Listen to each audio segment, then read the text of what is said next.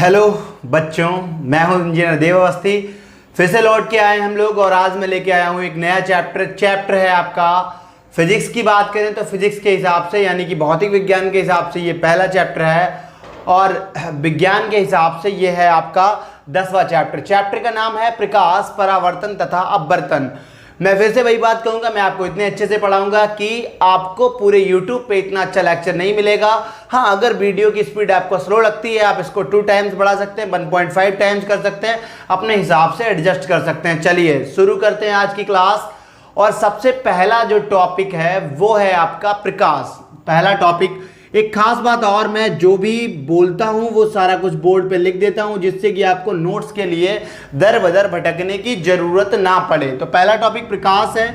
प्रकाश क्या है? प्रकाश एक प्रकार की ऊर्जा है जिसकी वजह से चीजें हमें दिखाई देती हैं। अगर प्रकाश ना हो हमारी जिंदगी में अंधेरा होगा, हम चीजों को नहीं देख पाएंगे। तो इसे कैसे डिफाइन करेंगे? यह एक प्रकार की, यह क्या है? तो यह एक प्रकार की ऊर्जा है। प्रकाश एक प्रकार की ऊर्जा है जिसकी वजह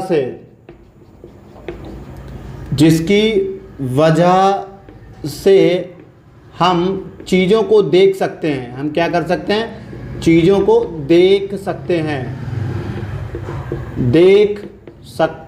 हैं। कक्षा 10 है और अगर अध्याय की बात करें तो अध्याय भी 10 है। अध्याय का नाम है प्रकाश, परावर्तन एवं अपवर्तन। अभी सारा कुछ समझाएंगे क्या होता है परावर्तन, क्या होता है अपवर्तन। उससे पहले हम लोग शुरुआत कर रहे हैं प्रकाश से। तो प्रकाश क्या है? एक प्रकार की ऊर्जा है जिसकी वजह से हम चीजों को देख सकते हैं। मान लो ये बोर्ड है, ये बोर्ड मुझे कब दिख रहा है? लाइट आती है यानी प्रकाश आया, प्रकाश इससे टकराया, इसके बाद में मेरी आंखों में प्रवेश कर गया। आंखों में क्या होगा? इस बोर्ड की इमेज बन जाएगी, एक प्रतिबिंब बन जाएगा और हमें ये दिखाई देगा। लेकिन आंख में जो प्रतिबिंब बनता है वो उल्टा होता है। लेकिन जैसे ही आंख पे ये लाइट यानी कि प्रकाश गिरता है, तुरंत ये जो यहाँ पे बहुत सारी नसें होती हैं, सेल्स होती हैं, वो सारी एक इलेक्ट्रिकल सिग्नल यानी कि एक विद्युत सिग्नल जो है वो जनरेट करती हैं। वो विद्युत सिग्नल जो है वो हमारे दिमाग में जाता है। दिमाग क्या करता है? जो इमेज उल्टी बन रही होती है उसको सीधा कर देता है। चलिए, तो इसके बाद में बात आती है अगली, प्रकाश के गुण की। प्रकाश के कौन कौन से गुण होते हैं? तो पहला तो यही है कि अभी आप ये पढ़ेंगे, प्रकाश जो है वो आपका सीधी रेखा में चलता है। तो पहली क्या है? प्रकाश सीधी रेखा में चलता है। सीधी रेखा में चलता है। चल गया सीधी रेखा में, ठीक है। इसके बाद में क्या हो जाएगा? जो प्रकाश की निर्वात में चाल है, प्रकाश की निर्वात में चाल, निर्वात बोले तो अंतरिक्ष यानी कि जहां पे कुछ ना हो, हवा, पानी, धूल, मिट्टी, कण, कुछ भी ना हो। तो प्रकाश की निर्वात में चाल 3 × 10 की घात 8 मीटर प्रति सेकेंड होती है। या फिर हम इसको कह सकते हैं 3 लाख किलोमीटर प्रति घंटा, अथवा एक ही बात है, अथवा 3 लाख किलोमीटर यानी कि किमी प्रति सेकेंड होती है। तो ये तो बात हो गई प्रकाश की निर्वात में चाल। और जैसे ही ये आपका बदलेगा, पानी में और हो जाएगी, हवा में और होगी, बदलेगी। प्रकाश को चलने के लिए किसी भी माध्यम की आवश्यकता नहीं होती। जैसे मैं बोल रहा हूं तो मेरी आवाज आप तक पहुंच रही है, जो सामने खड़ा है उस तक पहुंच रही है। वो कैसे पहुंच रही है? यहां पे बहुत सारे हवा के पार्टिकल हैं, उनमें टकरा के आवाज पहुंच रही है, यानी कि किसी मीडियम की, माध्यम की जरूरत पड़ रही है।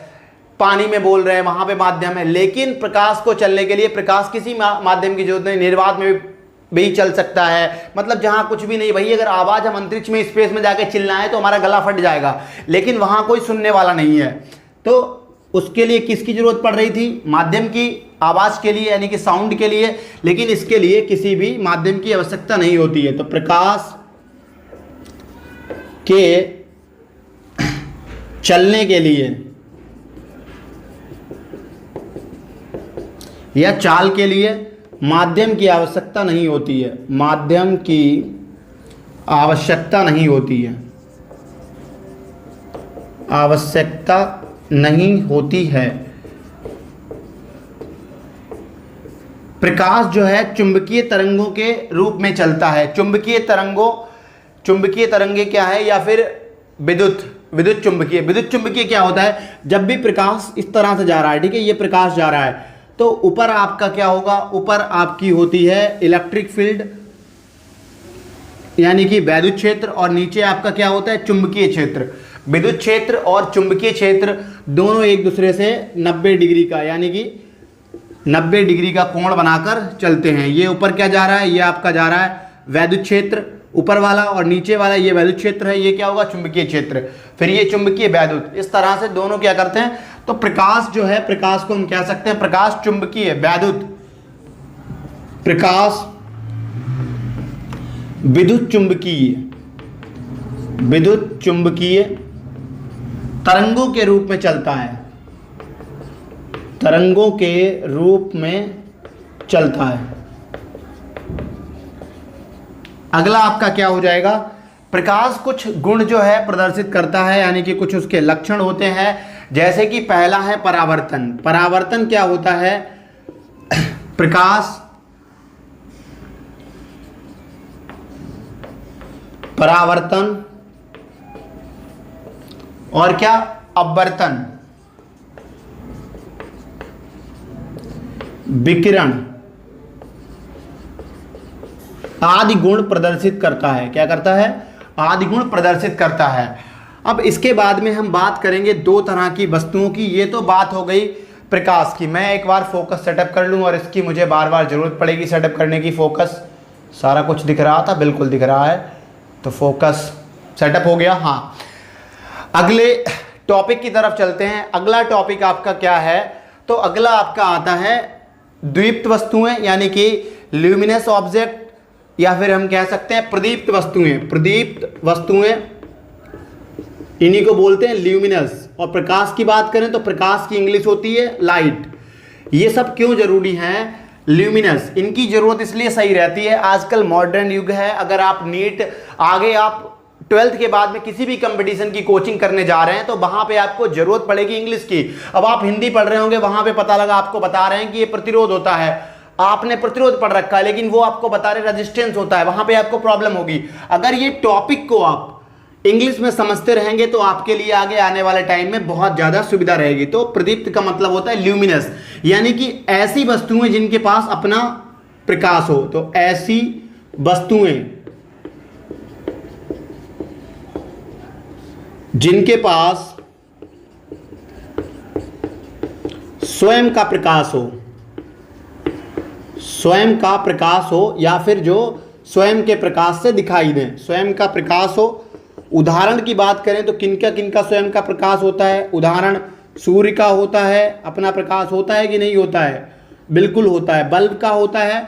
और अगर हम बात करें मोमबत्ती या जलती हुई मोमबत्ती, खाली मोमबत्ती की बात नहीं कर रहे हैं यहाँ पे, तो जलती हुई मोमबत्ती, इन सब के पास अपना प्रकाश होगा, ये अपने प्रकाश की दम पे दिखाई देती हैं। फिर आता है अदीप्ति, अदीप्त वस्तुएं, अदीप्त वस्तुएं ये प्रदीप्त थी, इसके बाद में आती हैं आपकी अप्रदीप्त या फिर अदीप्त। तो हम बात करेंगे अप्रदीप्त की, अदीप्त या फिर अप्रदीप्त वस्तुएं।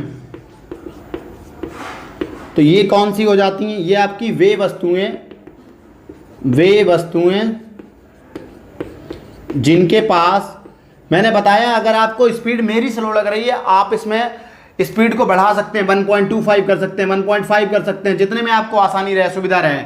मेरा स्लो हो सकता है। तो वे वस्तुएं जिनके पास अपना स्वयं का प्रकाश ना हो, स्वयं का प्रकाश ना हो, अप्रदीप्त वस्तुएं कहते हैं, अप्रदीप्त वस्तुएं कहते हैं। उदाहरण की बात करेंगे तो ये बोर्ड है आपका, ये क्या है, श्यामपट्ट, व्हाइट बोर्ड, कुर्सी, ये सब किसकी वजह से दिखाई देती हैं, तो ये सब मुझे इस समय इस बल्ब की वजह से दिखाई दे रही हैं। मेज, मार्कर इत्यादि। इतना आप नोट करिए, मैं रफ करता हूं, फिर हम चलते हैं अगले टॉपिक की तरफ। ठीक है, नोट कर लीजिए, इतना सारा कुछ दिखाई दे रहा होगा। प्रकाश हो गया। प्रकाश क्या होता है, एक प्रकार की ऊर्जा है जिसकी वजह से हम चीज़ों को अथवा वस्तुओं को देख सकते हैं। प्रकाश के गुण बताए मैंने। फिर प्रदीप्त वस्तुएं, अप्रदीप्त वस्तुएं, ल्यूमिनस और नॉन ल्यूमिनस ऑब्जेक्ट्स के बारे में बात की। इतना नोट करिए आप। अगला टॉपिक है आपका प्रकाश का परावर्तन। प्रकाश का परावर्तन क्या होता है? मान लो प्रकाश आया ये आपकी चिकनी समतल क्या है, एक आपकी एक पृष्ठ है, ठीक है। इस पृष्ठ पे या इस बोर्ड पे टकराएगा, टकराने के बाद इधर ही लौट आएगा। यही है आपका प्रकाश का परावर्तन। ऐसा नहीं है ये इस पे टकराए फिर इसके अंदर घुस जाए, इधर ही लौट आता है, इसी मीडियम में, इसी माध्यम में लौट आता है। यहाँ पे माध्यम कौन सा है? हवा है। माध्यम कैसा होता है? एक आपका विरल होता है, एक सघन होता है। तो यहाँ पे जो है वो विरल माध्यम है, हवा है, विरल है। सघन में क्या होते हैं? जो कण होंगे वो बहुत पास पास होंगे, जैसे कि पानी हो गया, कांच हो गया, तो वो सघन में आते हैं। ये आपका किस में आता है? ये आपका विरल माध्यम में आता है। अब समझिए प्रकाश का परावर्तन, प्रकाश का परावर्तन, ठीक है। मान लिया हमारे पास एक कोई पृष्ठ है, इस तरह का पृष्ठ है, कोई चिकना पृष्ठ है, पॉलिश किया हुआ। अब इस पे एक अभिलंब है। अभिलंब क्या होता है? जो 90 अंश बनाए पूरी सरफेस से, अभिलंब क्या करता है? 90 अंश बनाता है। इसे इंग्लिश में अभिलंब बोलते हैं। एक इस पे प्रकाश की किरण आके गिरेगी। ऐसे मान लो ये आपका क्या है? ये आपका पृष्ठ है, चिकना पॉलिश किया हुआ पृष्ठ है। इस पे ये प्रकाश की किरण टकराई, जिस पे टकराती है, जिस बिंदु पे, इसको बोलते हैं आपतन बिंदु। आपतन बिंदु, जिस बिंदु पे ये टकराएगी उसे बोलेंगे आपतन बिंदु। और जो प्रकाश की किरण आती है इसको बोलते हैं, टकराती है, इसे बोलते हैं आपतित किरण। आपतित किरण टकराने के बाद ये क्या करेगी? इसी माध्यम में लौट जाएगी। तो जैसे आई वैसे चली गई। ये आपकी क्या हो जाएगी? ये आपकी हो जाएगी परावर्तित किरण। जो टकराकर वापस जाती है उसे बोलते हैं परावर्तित किरण। अब ये आपका कोण है आपतन कोण, इसे आई से रिप्रेजेंट करते हैं, इसे बोलते हैं, आई से दर्शाते हैं। आई का मतलब है एंगल ऑफ इंसिडेंस, इंसिडेंस। और ये क्या है आपका? आपतन कोण, आपतन कोण। इधर आपका क्या है? आर है, ये है आपका परावर्तन कोण, परावर्तन कोण। और नियम क्या रहता है? ये दोनों कोण जो हैं वो आपस में हमेशा कैसे रहेंगे? बराबर रहेंगे। तो प्रकाश का परावर्तन समझ गए होंगे आप लोग कि प्रकाश जब भी किसी चिकनी सतह से या पृष्ठ से टकराता है, वो टकरा के अपने पूर्व वाले माध्यम में लौट जाता है। पूर्व माध्यम का मतलब है जिस माध्यम से वो गया था। मान लो यहाँ पे अगर हवा है तो हवा से गया था, हवा में ही लौट जाएगा, ठीक है। कैसे लिखेंगे? वह घटना या वह परिघटना, वह घटना जिसमें प्रकाश जब किसी चिकने पॉलिश किए गए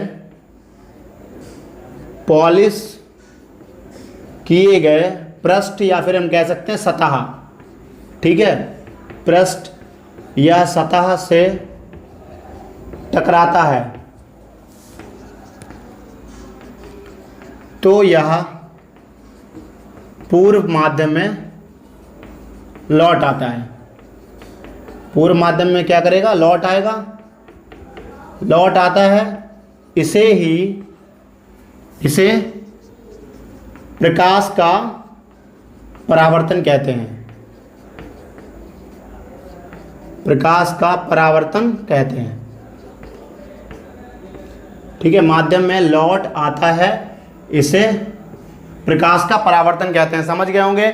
वह घटना जिसमें प्रकाश जब किसी चिकने पॉलिश किए गए पृष्ठ से टकराता है या उच्च कोटि के पॉलिश किए हुए पृष्ठ से टकराता है, आप दर्पण मान देते हैं, या फिर आपतित होता है, टकराता है पृष्ठ से, या फिर पृष्ठ पर आप यहाँ पे ये भी कर सकते हैं आपतित होता है, ठीक है, टकराता है या फिर आपतित होता है, तो यह पूर्व माध्यम में लौट आता है। इसे प्रकाश का परावर्तन कहते हैं। इसके बाद में ये छोटी छोटी चीज़ें आप समझ गए होंगे। वह किरण जो टकराती है पृष्ठ से, ये आपका क्या है? पृष्ठ है, सतह है, इससे टकराती है, इसको बोलते हैं आपतित किरण। जो टकरा के वापस लौट के जाती है उसको बोलते हैं परावर्तित किरण। ये जो 90 डिग्री का एंगल बना रहा है दोनों से, ये इस वाले से भी 90, इधर वाले से भी 90, ठीक है, चारों तरफ से मान लो हमारे पास जो सिचुएशन बन रही है वो किस तरह से बन रही है, ये आपका नॉर्मल है, ठीक है। ये मेरा हाथ एक सरफेस है, ये नॉर्मल है। एक रे ऑफ लाइट ऐसे आई, एक प्रकाश की किरण इस तरह से आई, वो ऐसे आई, टकराई और टकराने के बाद वो इस तरह से चली गई, ठीक है। ये इस तरह से चली गई। अब ये क्या हो जाएगा, ये आपका क्या शो कर रहा है, ये अभिलंब है, ये आपतित किरण है, ये परावर्तित किरण है। ये आपतन क्या है, आपतन कोण है, ये परावर्तन कोण है। और आपतन कोण जो है वो हमेशा परावर्तन के कोण के बराबर होगा। और ये क्या करेंगे, ये सभी एक समतल में, एक इस तरह से इनका प्लेन जो है उसमें लाई करते हैं, ठीक है। मैं एक बार फोकस चेक कर लूँ कि क्या आपका फोकस सही है। चलिए फोकस सेटअप कर लेते हैं। हाँ, तो ये क्या करते हैं, ये आपके पहली बात तो ये सभी आपके तीनों एक ही तल में लाई करते हैं। मान लो मैंने बताया आपको, कैसे बताया, ये और ये तीन है, ठीक है। तीन है, अगर मैं इनका तल ड्रॉ करूं, तल बनाऊं तो ऐसे ऐसे ऐसे ऐसे तल बनेगा, पूरा एक तल। अगर ये पेपर से इसको ऐसे दिखाना चाहूं तो ये आपके तीनों एक ही तल में आ रहे हैं। ये नहीं है कि एक आपका इधर जा रहा है इधर जा रहा है, ऐसे नहीं है, ये तीनों आपके एक ही तल में आ जाते हैं, ठीक है।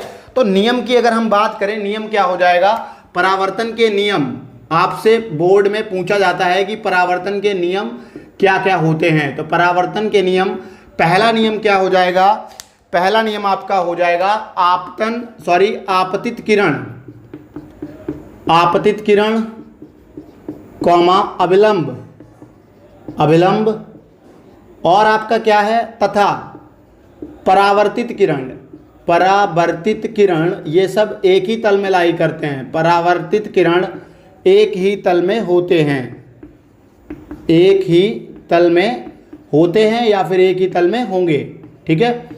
दूसरे की बात करें, दूसरा नियम क्या है, जो आपका आपतन कोण है वो किसके बराबर होगा, तो ये आपका परावर्तन कोण के बराबर होगा। आप लिख देंगे आपतन कोण कॉमा परावर्तन कोण के बराबर होता है। जो आपका आपतन कोण है वो किसके इक्वल होगा, किसके बराबर होगा, तो परावर्तन कोण के बराबर होता है। हमेशा ध्यान रखना है, एक बार फिर से सुन लो, क्या होता है आपका प्रकाश का परावर्तन, प्रकाश किसी चिकनी सतह पर टकराता है या फिर आपतित होता है, आपतित होने के बाद उसी माध्यम में लौट आता है, इतना ही आपको लिखना है। और इसे हम क्या बोलते हैं, प्रकाश का परावर्तन बोलते हैं। इसके लिए जो कोण आई है वो किसके इक्वल होगा, कोण आर के। ये जो पहले ये जो तिरछी टिकिया दिख रही होगी, जो समझ रहे हो, ये आपका कोण का साइन होता है, यानी कोण को ऐसे रिप्रेजेंट करते हैं, ये इसे उल्टा मुंह खोल के इसकी तरफ। तो इतना आप लिख लें, तब तक नोट करके चलते हैं अगले टॉपिक की तरफ। फिर से रफ करके अगले टॉपिक की तरफ चलेंगे, नोट करिए इतना।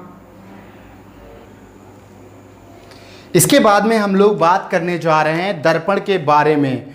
तो दर्पण क्या है, दर्पण, दर्पण का इंग्लिश मीनिंग होता है मिरर, या जिसमें हम लोग अपना सुबह सुबह थोबड़ा देखते हैं। दर्पण क्या है, यह कोई भी आपका एक चिकना तल है जिस पर एक और कलई करके परावर्तक बना दिया जाता है। तो दर्पण को कैसे प्रस्तुत करेंगे, कोई भी चिकना तल, कोई भी चिकना तल जिस पर एक और कलई करके कैसा बना दिया जाता है, कलई करके परावर्तक बना दिया जाता है, एक और कलई करके परावर्तक बना दिया जाता है।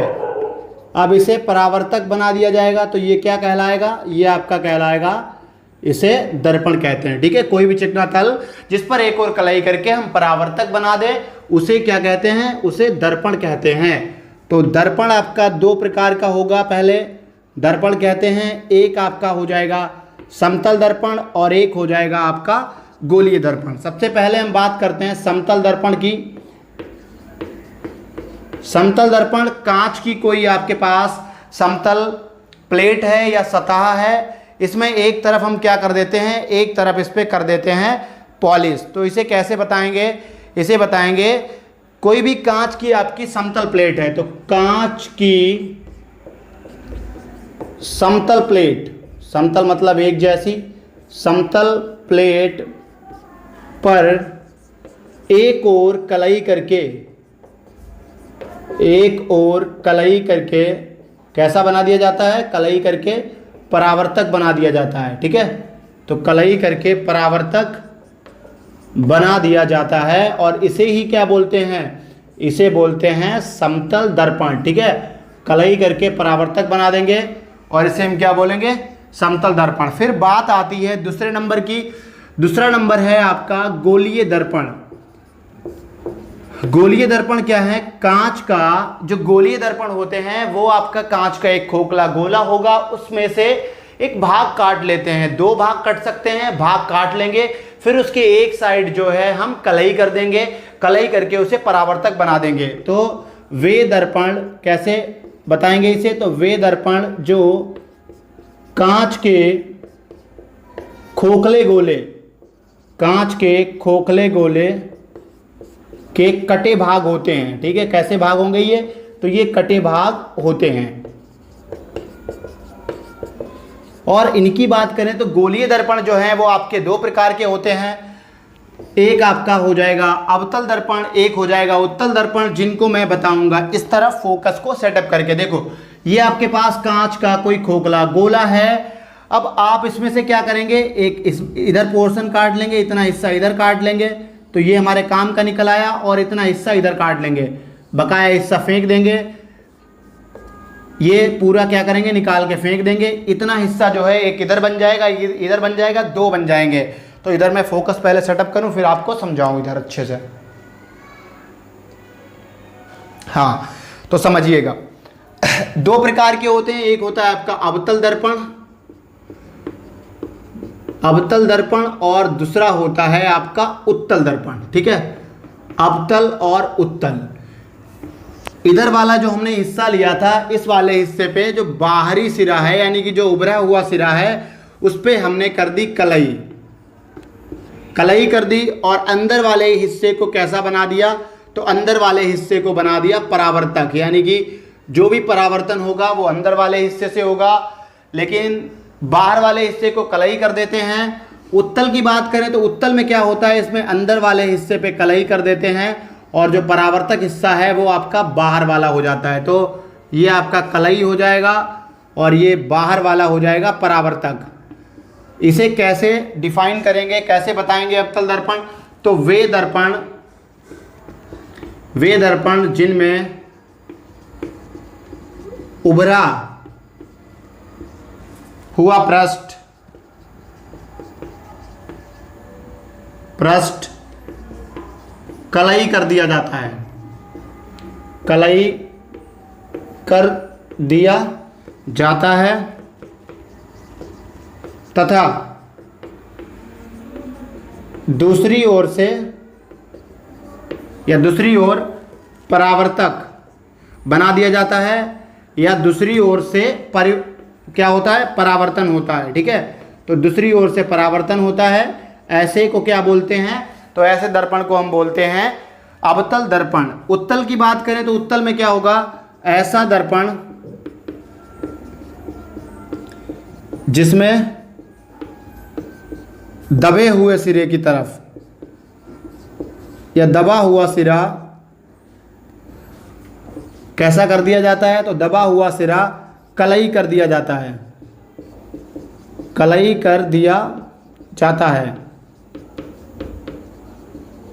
तथा परावर्तन किससे होगा, उभरे हुए सिरे या उभरे हुए भाग से परावर्तन होता है, उभरे हुए भाग से परावर्तन होता है। ऐसे को क्या बोलते हैं, परावर्तन होता है, तो ऐसे को हम लोग बोलते हैं अब उत्तल। ठीक है, उत्तल में क्या होगा, इसमें दबे हुए सिरे को कलई करेंगे, अवतल में क्या होगा, उभरे हुए सिरे को कलई करेंगे। इतना आपको ध्यान रखना है, यही आपके पास पहचान होती है उत्तल और अवतल की। ठीक है, दबा हुआ सिरा और उभरा हुआ सिरा, इतना आप लोग नोट करिए। फिर हम चल रहे हैं अगले टॉपिक की तरफ, और जिसमें हम लोग बात करेंगे कौन कौन सी परिभाषाएं होती हैं। जो दर्पण है इसमें कई सारी परिभाषाएं होती हैं। इसका मुख्य अक्ष होता है, बिंदु होता है, वक्रता त्रिज्या, वक्रता केंद्र, ये सारा कुछ पढ़ेंगे हम परिभाषाओं में। नोट करिए इतना, मैं रफ करके अगला टॉपिक लिखता हूँ या आगे की तरफ चलता हूँ। तो इसके बाद में हम लोग बात करने जा रहे हैं गोलीय दर्पण से संबंधित परिभाषाओं की। गोलीय दर्पण से संबंधित परिभाषाएं। गोलीय दर्पण आप समझ तो गए होंगे कैसे बनाए जाते हैं। एक आपके पास कोई खोखला गोला है, मान लो आपके पास इस तरह से खोखला गोला है, ठीक है। आपने क्या किया, इसका कुछ हिस्सा काट लिया, हमारे काम का जो था हमने इतना हिस्सा पूरा काट लिया और जो बाकी बचा हुआ हिस्सा था वो सारा कुछ निकाल के फेंक दिया, ठीक है। अब ये जो पूरा हिस्सा है, ये बाकी बचा हुआ जो इधर वाला पोर्शन है वो उस सबको क्या करेंगे, इसको काट के फेंक देंगे। अब अगर ये खोखला गोला है तो इसका अपना कोई केंद्र होगा, हमने मान लिया ये इस खोखले गोले का केंद्र है, ठीक है। तो इस खोखले गोले के केंद्र को, किस खोखले गोले के केंद्र को, जिस खोखले गोले से हमने इस दर्पण को काटा है, इसके केंद्र को हम लोग बोलते हैं वक्रता केंद्र। और जो ये दर्पण है, इस दर्पण के दर्पण के मध्य बिंदु को हम लोग बोलते हैं दर्पण का ध्रुव। पी से रिप्रेजेंट करते हैं, पी का मतलब होता है पोल। उसके बाद में जो इन दोनों बिंदुओं को, यानी कि ये जो आपका वक्रता केंद्र है और जो ये आपका क्या है, पोल यानी कि ध्रुव है, दोनों को मिलाने वाली रेखा को बोलते हैं मुख्य अक्ष। ये आपकी क्या है, मुख्य अक्ष है। ये आपका क्या है, इसे बोलते हैं वक्रता केंद्र। वक्रता केंद्र ये क्या हो गया, ये हो गया दर्पण का ध्रुव। तो सबसे पहले हम बात कर रहे हैं पहले वाले की, क्या है आपका दर्पण का ध्रुव। दर्पण का ध्रुव, ध्रुव की इंग्लिश होती है पोल, पोल को रिप्रेजेंट करते हैं पी से। तो दर्पण का ध्रुव क्या है, यह दर्पण का मध्य बिंदु होता है। दर्पण का जो मध्य बिंदु है उसे क्या बोलते हैं, उसे बोलते हैं ध्रुव, ठीक है। मध्य बिंदु होता है और जितनी भी दूरियां हैं, मान लो आपसे कहा जाए वक्रता त्रिज्या, तो वो यहीं से नापी जाएगी। सभी दूरियां कहाँ से ली जाती हैं, तो सभी दूरियां, कोशिश करिए रामायण की बजाय बिंदुओं में पॉइंट वाइज लिखने की। इसका एग्जामिनेशन पे या एग्जामिनेशन डिपार्टमेंट पे या जो आपका एग्जामिनर है उस पर बहुत बड़ा असर पड़ता है, नंबर मिलने में बहुत सारा फायदा रहता है। तो सभी दूरियां, जितनी भी दूरियां हैं, सभी दूरियां मध्य बिंदु से या फिर हम कह सकते हैं दर्पण के ध्रुव से नापी जाती हैं। दर्पण के ध्रुव से नापी जाती हैं, नापी जाती हैं, ठीक है। दूसरा आपका क्या हो जाएगा, दूसरा आपका आ जाएगा वक्रता केंद्र। तो वक्रता केंद्र क्या है, यह उस गोलीय दर्पण यानी खोखले गोले का, ये पूरा क्या था हमारे पास, तो ये था हमारे पास खोखला गोला। इस खोखले गोले से हमने क्या काट लिया, तो इससे हमने दर्पण काट लिया। हमारा काम, हम लोग बहुत मतलबी लोग हैं, हमारा काम निकला, हमने इस पूरे को निकाल के फेंक दिया। खाली जो एक काम वाला था दर्पण वाला, उसे हमने ले लिया। तो वक्रता केंद्र क्या है, इसे सी से प्रस्तुत करते हैं, इसे पी से करते हैं, इसे सी से करते हैं। तो यह क्या है, यह उस खोखले गोले का, खोखले गोले का, खोखले गोले का केंद्र होता है, केंद्र बिंदु होता है या फिर केंद्र होता है, जिससे हमने क्या किया है, तो जिससे दर्पण को काटा गया है या निकाला गया है, ठीक है। दर्पण को काटा गया है, काटा गया है। मैं एक बार फोकस को फिर से एडजस्ट करूंगा, उससे पहले एक और है लाइन आपकी, अगला बिंदु है आपका मुख्य अक्ष। तो मुख्य अक्ष क्या होता है, यह आपकी एक रेखा होती है, यह अक्ष होता है। तो यह वह रेखा जो किन दो बिंदुओं से होके जाती है, जो दर्पण के ध्रुव तथा वक्रता केंद्र से होके गुजरे, जो दर्पण के ध्रुव तथा वक्रता केंद्र से होकर गुजरे, ये आपका कहाँ से होके जाता है? दर्पण के ध्रुव से तथा वक्रता केंद्र से। फोकस को सेटअप कर लें एक बार फिर से।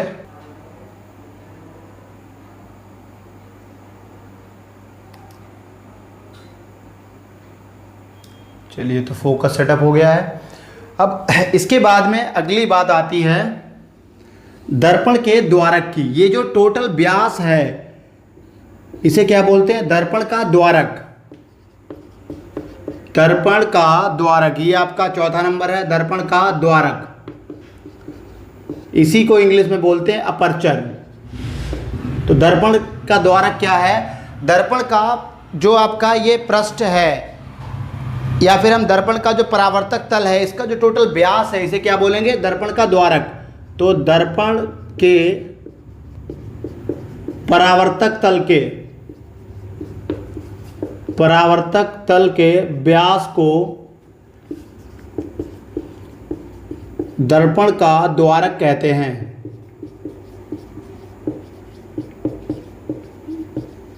दर्पण का द्वारक कहते हैं।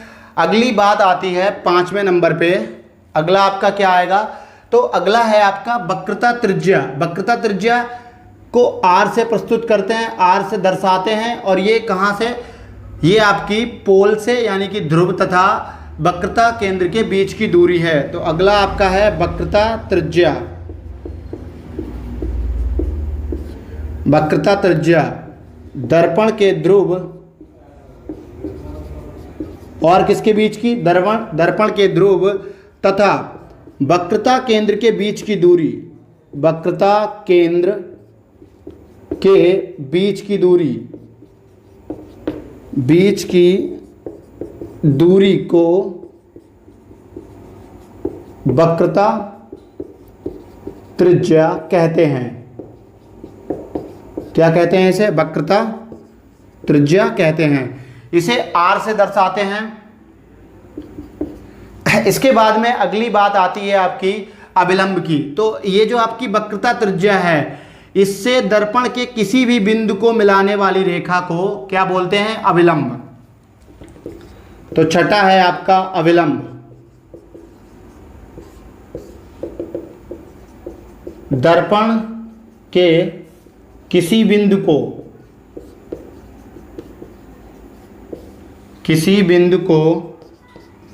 वक्रता त्रिज्या वक्रता केंद्र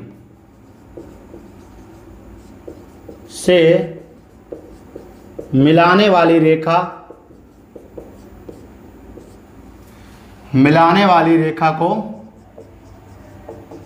अविलंब कहते हैं।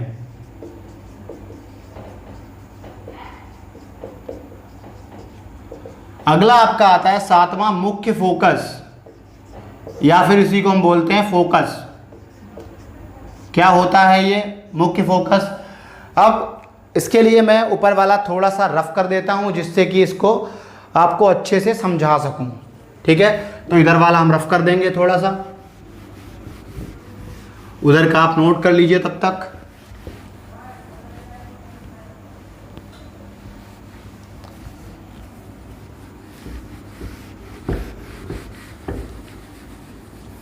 समझिएगा, फोकस सेटअप कर लें एक बार, इसमें आपको आसानी रहेगी। हाँ, तो मुख्य फोकस क्या है? मान लिया हमारे पास एक दर्पण है, इस तरह से बाहर जो सतह है वो कलई की गई है। ये आपका बिंदु जो है इसे क्या बोलेंगे? दर्पण का ध्रुव बोलेंगे। इससे जो एक रेखा जाएगी ये आपकी क्या है? ये आपकी मुख्य अक्ष है, ये आपकी वक्रता त्रिज्या है। अब जो प्रकाश की किरणें समांतर होंगी, ठीक है, समांतर जा रही हैं प्रकाश की किरणें इस मुख्य अक्ष के, ये जो मुख्य अक्ष है, मुख्य अक्ष के जो समांतर हैं किरणें, ये प्रकाश से यानी ये जो सरफेस है, ये जो सतह है या फिर ये हमारा दर्पण है, क्या है आपका? अवतल दर्पण। ठीक है, अवतल दर्पण की बात करेंगे सबसे पहले। तो अवतल दर्पण से परावर्तन के बाद जिस बिंदु से होके जाती हैं, यहाँ पे एक बिंदु है, इससे होके जा रही हैं, ये परावर्तन हो गया, परावर्तन के बाद इस बिंदु से होके जा रही हैं।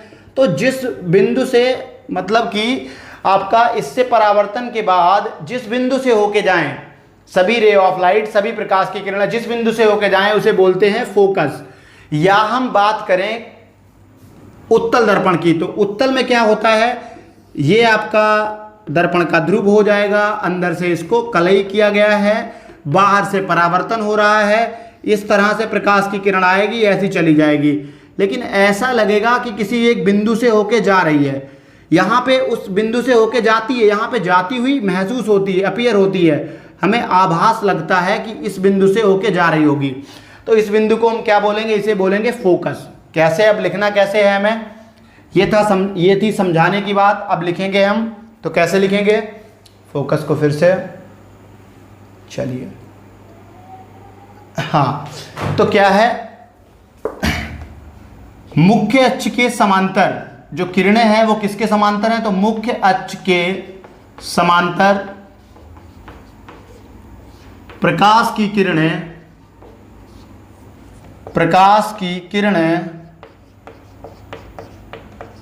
दर्पण से परावर्तन के बाद जिस बिंदु से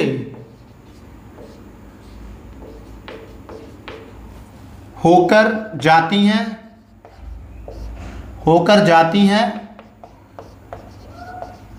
और जाती किस केस में है, तो ये आपकी अवतल दर्पण में, ठीक है, आप ब्रैकेट में लिख देंगे अवतल दर्पण जाती हैं, अथवा जाती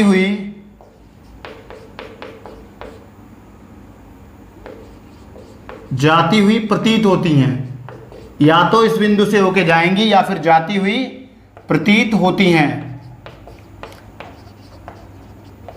उसे मुख्य फोकस कहते हैं। मुख्य फोकस कहेंगे या फिर हम खाली इसको फोकस भी कह सकते हैं।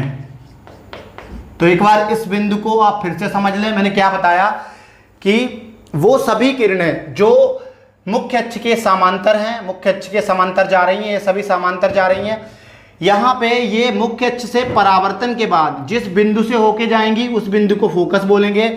यहाँ पे भी जिस बिंदु से होकर जाती हुई ये चली तो इधर जाएंगी, लेकिन कैसा आभास होगा, कैसी प्रतीत होगी, जैसे कि ये पीछे किसी बिंदु से आ रही हैं, तो उस बिंदु से जाती हुई हमें प्रतीत होती हैं। उस बिंदु को हम क्या बोलते हैं, उस बिंदु को बोलते हैं फोकस।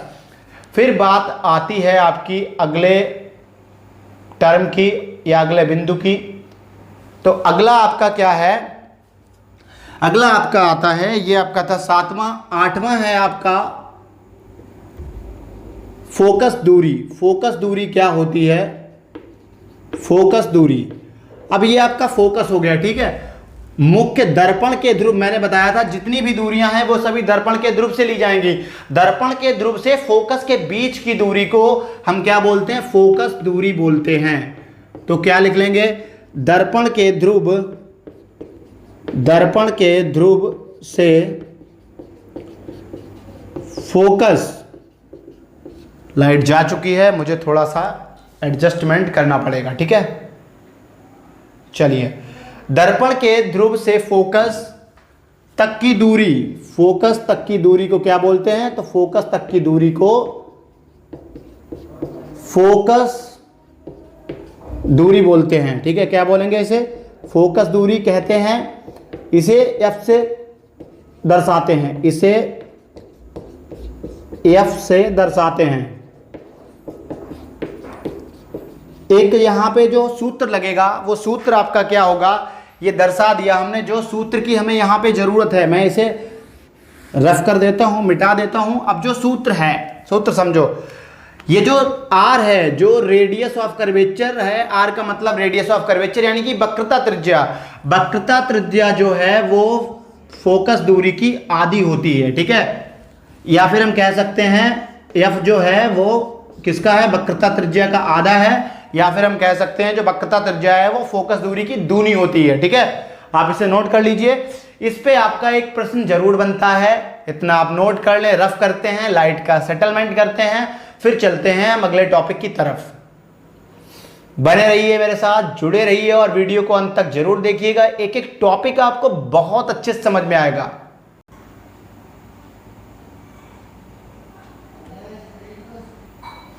तो नोट कर लीजिए इतना, ये सारा कुछ रफ करके हम लोग चलते हैं अगले टॉपिक की तरफ, ठीक है। और अगर आपको जरा से भी स्पीड कम लग रही है, आप अपनी स्पीड एडजस्ट कर सकते हैं। मेरी स्लो हो सकती है, आप अपनी बढ़ा लीजिएगा। अगली हेडिंग है आपकी वास्तविक तथा आभासी प्रतिबिंब। वास्तविक और आभासी प्रतिबिंब में क्या अंतर होता है? आभासी प्रतिबिंब और वास्तविक प्रतिबिंब। बिंब का मतलब होता है वस्तु, लेकिन प्रतिबिंब का मतलब होता है उसकी इमेज, कि इमेज जो है वो कैसी बन रही है या चित्र कैसा बन रहा है। वास्तविक प्रतिबिंब, वास्तविक प्रतिबिंब आपका वो प्रतिबिंब होता है जो दर्पण के ठीक सामने बने, या जो वास्तविक में बनता है जहां पे किरणें जो है वो कट करें, एक दूसरे को काटें। जैसे मान लो ये आपके पास क्या है, ये आपका एक दर्पण है, ये उसका ध्रुव है दर्पण का, ये क्या है, फोकस है, और ये है वक्रता केंद्र। ठीक है, यहाँ कहीं पे एक बिंब यानी कि वस्तु रखी है। इस वस्तु से प्रकाश की किरण एक सीधी जाएगी, एक आपकी जाएगी कुछ इस तरह से, भी बताएंगे कैसे कैसे किरणें जा सकती हैं। तो ये यहाँ पे ऐसे निकल के जाएगी, ये ऐसे, जहाँ पे ये दोनों एक दूसरे को वास्तविकता में कट कर रही हैं, काटती हैं, वहीं पे आपकी बन जाए, वहीं पे क्या बन जाएगा, प्रतिबिंब बन जाएगा। तो पहली बात तो वास्तविक प्रतिबिंब ऐसा प्रतिबिंब होता है जहां पे किरणें वास्तविकता में मिलती हैं। आभासी में क्या होगा, आभासी में इस तरह से, मान लो ये आपका कौन सा दर्पण है, तो ये है आपका उत्तल दर्पण। ठीक है, ये यहाँ पे कोई वस्तु रखी है, बिंब, ये प्रकाश की किरण ऐसी गई, ये इस तरह से चली गई, लेकिन क्या लगेगा, फिर से लाइट प्रॉब्लम, तो मैं फोकस एक बार सेटअप कर लूं। हाँ, तो कैसा लगता है कि ये आपकी टकरा के वापस किसी पीछे पॉइंट से आ रही है। अब एक आपकी ये यहाँ से जाएगी, तो जहाँ पे ये दोनों, अब ये जो जाएगी इसके लिए अभी आपको नियम बताएंगे कैसे कैसे जा सकती हैं। ये आपकी मिलेगी जाके वक्रता केंद्र पे, तो जहाँ पे ये दोनों कट करेंगी, एक दूसरे को काटेंगी, वहीं पे क्या बन जाएगी, तो वहीं पे बन जाएगी आपकी इमेज, यानी कि वहीं पे आपका बन जाएगा प्रतिबिंब। अब ये बन गया आपका प्रतिबिंब। अब आप समझिए, यहाँ पे प्रकाश की किरण क्या कर रही है, प्रकाश की किरण आपकी टकरा के ऐसी चली जा रही है, यहाँ पे ये आपकी टकरा तो रही है लेकिन फिर से ऐसी लौट जा रही है। तो यहाँ पे सिर्फ मिलती हुई प्रतीत होती हैं, वास्तविकता में ये मिल नहीं रही है। तो ये आपकी कैसा, ये कैसा प्रतिबिंब हो जाएगा, ये आपका हो जाएगा आभासी प्रतिबिंब, जहाँ पे सिर्फ मिलती हुई जो किरणें हैं वो एक दूसरे को काटती हुई या मिलती हुई प्रतीत हो, वास्तविकता में ना मिले, उसे बोलते हैं आभासी।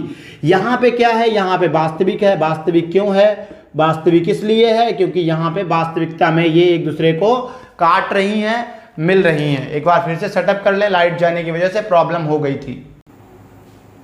चलो तो लिखते हैं, पहला क्या हो जाएगा, ऐसा प्रतिबिंब, ऐसा प्रतिबिंब जिसे स्क्रीन पर देखा जा सके, स्क्रीन पर देखा जा सके। जो आप टेलीविजन में देखते हैं, टीवी में देखते हैं, लैपटॉप, फोन में देखते हैं, वो सभी प्रतिबिंब कैसे हैं। उदाहरण, टीवी, फोन, लैपटॉप, इन सब में जितने भी प्रतिबिंब हैं, द्वारा बने हुए प्रतिबिंब कैसे होते हैं, तो ये आपके वास्तविक होते हैं। या फिर हम कह सकते हैं वास्तविक में ऐसा प्रतिबिंब, ऐसा प्रतिबिंब जिसमें किरणें या प्रकाश की किरणें एक दूसरे को, एक दूसरे को कट करें या फिर काटें। ठीक है, काटें या वास्तविकता में काटती हैं। यहां पे क्या हो जाएगा, यहां पे बिल्कुल इसका उल्टा लिख देंगे, ऐसा प्रतिबिंब जिसे स्क्रीन पर देखा ना जा सके। उदाहरण के लिए आपका जो दर्पण है, जो समतल दर्पण है, उसमें हम लोग जो प्रतिबिंब देखते हैं, उत्तल दर्पण में जो प्रतिबिंब देखते हैं, वो सब कैसा है, वो सब आपका आभासी प्रतिबिंब है। लिखेंगे क्या, ऐसा प्रतिबिंब जिसे स्क्रीन पर ना देखा जा सके, या जिसे स्क्रीन पर देखा ना जा सके उसको बोलते हैं आभासी प्रतिबिंब। या फिर दूसरा इसमें क्या लिखेंगे, ये तो पहला हो गया, दूसरा लिखेंगे ऐसा प्रतिबिंब जिसमें किरणें या प्रकाश की किरणें एक दूसरे को काटती हुई प्रतीत हों लेकिन वास्तविकता में ना काटे। ठीक है, तो ये आपका वास्तविक और आभासी प्रतिबिंब हो गया। इसके बाद में हम लोग फोकस को एडजस्ट करके बात करते हैं नियमों की। कौन कौन से नियम हैं जब आपका प्रतिबिंब बनेगा, तो वहां पे नियम कौन कौन से होंगे, या जो आपकी प्रकाश की किरण जाएगी वो कैसे जाती है। अब देखो, अगर कोई प्रकाश की किरण है, ये आपका पोल है यानी कि दर्पण का ध्रुव है, या फिर आपका फोकस है, या फिर वक्रता केंद्र है। अगर कोई प्रकाश की किरण मुख्य अक्ष के समांतर है, नियम 1 में प्रथम नियम में क्या लिखेंगे, यदि कोई प्रकाश की किरण मुख्य अक्ष के, ये जो लाइन है इसे क्या बोलते हैं, इसे बोलते हैं मुख्य अक्ष। तो यदि कोई प्रकाश की किरण मुख्य अक्ष के समांतर है, तब वह कहाँ से होके जाती है, फोकस से या फिर मुख्य फोकस से होके गुजरेगी, प्रथम नियम। दूसरे नियम की बात करें तो दूसरा नियम क्या है, अगर कोई प्रकाश की किरण फोकस से होके जा रही है, इस तरह से मान लेंगे फोकस से होके जा रही है, ये आपका फोकस बिंदु है, यहाँ वक्रता केंद्र है और ये है पोल, तब ये परावर्तन के बाद मुख्य अक्ष के समांतर हो जाती है। क्या लिखेंगे आप, कोई भी प्रकाश की किरण जो मुख्य फोकस से होकर गुजर रही है वह दर्पण पर परावर्तन के पश्चात मुख्य अक्ष के समांतर हो जाती है। ये मुख्य अक्ष के कैसी हो जाएगी, समांतर हो जाएगी, पैरेलल, इस तरह से। तृतीय नियम अगर देखा जाए, नियम 3, रूल 3, तो तृतीय नियम क्या कहता है आपसे, अगर कोई प्रकाश की किरण वक्रता केंद्र से होके जाए, फोकस हो जाएगा ये आपका, और ये सी है वक्रता केंद्र, अगर यहाँ से होके गुजर रही है तो ये जैसी जा रही है वैसी ही ये लौट जाती है। क्यों, क्योंकि ये जो वक्रता केंद्र है ये इस तरह से व्यवहार करता है जैसे कि ये अभिलंब है। मैंने क्या लिखवाया था अभिलंब के लिए, ये आपका दर्पण बताया था मैंने, और दर्पण में वक्रता केंद्र, कोई भी बिंदु जो वक्रता केंद्र से मिल रहा हो, मिलाने वाली रेखा को क्या बोलते हैं, अभिलंब बोलते हैं। और अगर एंगल ये हमारा कितना है, इस तरह से अभिलंब है, अगर कोई रे ऑफ लाइट अभिलंब से आ रही है तो वो ऐसे ही लौट जाएगी। क्यों, क्योंकि यहाँ पे आप समझिएगा फिर से, ये अभिलंब होता था, ये आपकी आपतित किरण होती थी। अब आपतित किरण का एंगल और कम हो रहा है, और कम हो रहा है, जब इसके ऊपर आ रही तो वो कितना हो जाएगा, 0। अभी जितने से आ रही है हमने पढ़ रखा है I = R होता है, अगर वो एंगल 0 से आ रही है, उसका कोण 0 है, तो दोनों का कोण कितना हो जाएगा, 0, यानी कि वो जैसी आ रही है वैसी लौट जाएगी। आपसे एक प्रश्न पूछा भी गया है, क्या होता है जब कोई भी किरण 90 डिग्री के कोण से गिरती है या आपतित होती है, तब वो उसी दिशा में वैसे ही लौट जाती है, अपने पुराने पाथ को दोहराती हुई। चौथे नियम की बात करेंगे, नियम चौथा, ये अपनी तरफ से बनाया जाता है, कोई ये विदित नहीं है, कहीं भी दिया नहीं गया होगा। अगर ये आपका जो आपकी प्रकाश की किरण है, अगर वो इस तरह से जा रही है तो वो जिस एंगल से जाती है उतना ही एंगल बना के वो लौट जाती है। ये आपका फोकस हो जाएगा, और ये क्या हो जाएगा, आपकी वक्रता त्रिज्या, ये पोल, ये आपकी आपतित किरण, और जो जा रही है वो परावर्तित किरण, ये आपतन कोण, और ये आपका परावर्तन कोण, ये बिंदु हो जाएगा आपका आपतन बिंदु। तो ये 4 नियम हैं। इन 4 नियम की मदद से हम लोग क्या करेंगे, हम लोग जो है ये किरण आरेख है, इनकी सहायता से, या फिर आप ऊपर लिख भी सकते हैं किरण आरेख। किरण आरेख किसके लिए किरण आरेख है, किसी भी प्रकाश की किरण के चलने के लिए, कि वो कैसे जाएगी, कब कहाँ ट्रेवल होगी, ठीक है। तो उसके लिए किरण आरेख की सहायता से अब हम लोग पढ़ेंगे प्रतिबिंब जो है वो किस किस तरह से बनता है, कैसे कैसे बनेगा, कौन कौन से नियम होते हैं, वो हम पढ़ चुके हैं। अब हम बनाएंगे प्रतिबिंब इन सब नियमों की सहायता से। तो पहली हेडिंग जो हम लोग करने जा रहे हैं, या जो पहला टॉपिक है वो आपका क्या है, अवतल दर्पण द्वारा प्रतिबिंब का बनना। अवतल दर्पण द्वारा प्रतिबिंब का बनना। प्रतिबिंब समझ गए होंगे कब बनता है, प्रतिबिंब आपका तब बनता है जब दो प्रकाश की किरणें एक दूसरे को काटती हैं या काटती हुई प्रतीत होती हैं। तो अवतल दर्पण की बात करें, ये आपका अवतल दर्पण है। यहाँ पे हम ऊपर के लिए वस्तु को रखेंगे, नीचे आपकी क्या बनेगी, नीचे इसकी जो भी वस्तु रखेंगे उसकी बनेगी, उसका बनेगा प्रतिबिंब या उसकी इमेज बनेगी, ठीक है। तो कौन कौन सी जगह हैं, एक तो हमारे पास ये दर्पण का ध्रुव है, एक दर्पण का फोकस है, एक आपका वक्रता केंद्र है, और वक्रता केंद्र के बाद की जगह है, और उसके बाद में हमारे पास आता है अनंत यानी कि इन्फिनिटी, ठीक है। तो सबसे पहले आप समझ लें, मैं इसे समझाने की कोशिश करूंगा पहले, उसके बाद में हम लोग केस करेंगे या फिर नियम करेंगे। तो सबसे पहले जब हमारी वस्तु रखी होगी कहाँ पे, ऊपर क्या चलेगा, वस्तु चलेगी, और जितनी वस्तु इसके पास जाएगी, दर्पण के पास जाएगी, जो आपकी इमेज है यानी कि जो प्रतिबिंब है वो उतना ही दूर भागता रहेगा। देखो समझना, सबसे पहले 1 नंबर पे यानी अनंत पे आपने वस्तु रखी। जब वस्तु आप अनंत पे रखेंगे, इमेज आपकी कहाँ बनेगी, जो आपका प्रतिबिंब है वो कहाँ बनेगा, फोकस पे बनेगा। ठीक है, ये सारा कुछ अभी दिखाएंगे कैसे ये फोकस पे बनता है। उसके बाद में सेकेंड केस क्या है, जब हम इसके बाद में यानी कि वक्रता त्रिज्या के बाद में जब हम वस्तु को रखेंगे तो जो हमारी इमेज है यानी जो हमारा प्रतिबिंब है वो कहाँ बनेगा, वो बनेगा फोकस और वक्रता त्रिज्या के बीच में, यहाँ कहीं पे। तीसरे नंबर पे जब हम रखेंगे वस्तु को, कहाँ पे रखेंगे, वक्रता केंद्र पे रखेंगे, तो यहाँ वक्रता केंद्र पे हम वस्तु को रख देंगे। तब आपकी जो इमेज बनेगी यानी जो प्रतिबिंब बनेगा वो कहाँ पे बनेगा, वो आपका फिर से बन जाएगा कहाँ पे, वक्रता केंद्र पे ही।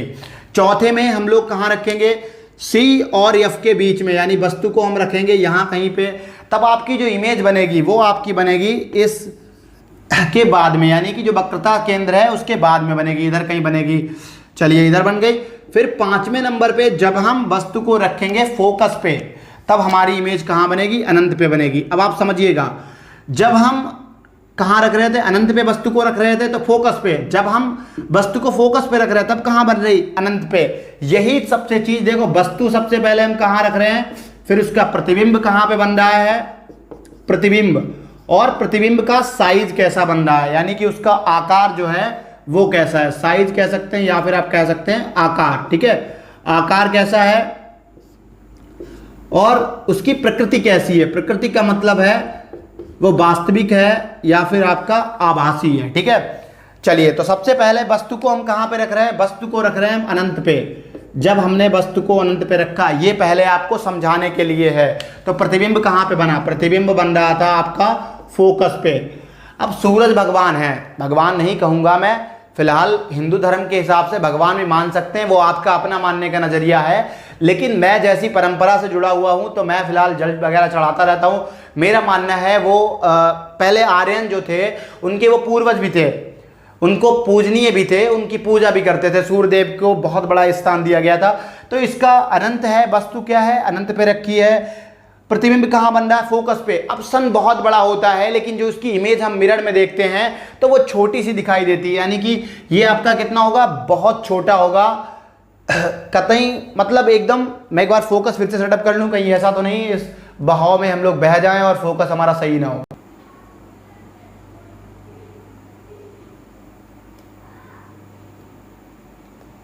चलिए सब कुछ सही है। तो यहां पे जो इमेज बनेगी यानी कि जो प्रतिबिंब बनेगा वो अत्यंत छोटा होगा, अत्यंत या फिर अत्याधिक कह सकते हैं, अत्याधिक छोटा, बिंदु मात्र का। ठीक है, प्रकृति कैसी होगी, तो जिधर आपकी, इधर ही आपकी वस्तु रखी है, इधर ही इमेज बन रही है। अगर मिरर के ठीक सामने यानी दर्पण के ठीक सामने अगर आपका प्रतिबिंब बन रहा है तो ये आपका कैसा रहेगा, ये आपका रहेगा वास्तविक, वास्तविक। अगले वाले की बात करते हैं। दूसरे नंबर पे हम कहाँ रख रहे हैं, तो दूसरे नंबर पे वक्रता केंद्र के बाद में रख रहे हैं। ठीक है, या फिर हम कह सकते हैं वक्रता केंद्र और अनंत के बीच में। तो अनंत तथा वक्रता केंद्र के बीच, या वक्रता केंद्र को आप सी भी लिख सकते हैं। ठीक है, सी के बीच, वक्रता केंद्र के बीच। अब जब वक्रता केंद्र के बीच रख रहे हैं तो कहाँ पे बन रही है, तो ये बन रही है सी और एफ के बीच में। तो किसके बीच में, सी यानी कि वक्रता केंद्र और एफ के बीच। आप ज़्यादा फालतू ना लिख के आप सीधे शॉर्ट फॉर्म में लिख सकते हैं, वक्रता केंद्र और फोकस के बीच। ये कैसा है, तो इस बार हमारा छोटा बन रहा है। ठीक है, पिछली बार बहुत छोटा था, इस बार इमेज यानी प्रतिबिंब कैसा बनेगा, छोटा बनेगा। ये भी कैसा होगा, वास्तविक होगा। तीसरे नंबर की बात कर रहे हैं तो तीसरे नंबर पे हमारी वस्तु कहाँ रखी है, ये रखी है वक्रता केंद्र पे, और इसका जो प्रतिबिंब बन रहा है वो कहाँ बन रहा है, वो भी बन रहा है वक्रता केंद्र पे। ये कैसा होगा, इस बार आपका इमेज यानी कि वस्तु और प्रतिबिंब दोनों बराबर होंगे। देखो दोनों सेम पॉइंट पे हैं तो दोनों कैसे हो जाएंगे, बराबर हो जाएंगे। ये भी कैसा रहेगा, वास्तविक रहेगा। चौथे में हम कहाँ रख रहे हैं, तो चौथे में रख रहे हैं सी और एफ के बीच में, यानी कि वक्रता केंद्र और फोकस के बीच में, वक्रता केंद्र एवं फोकस के बीच में।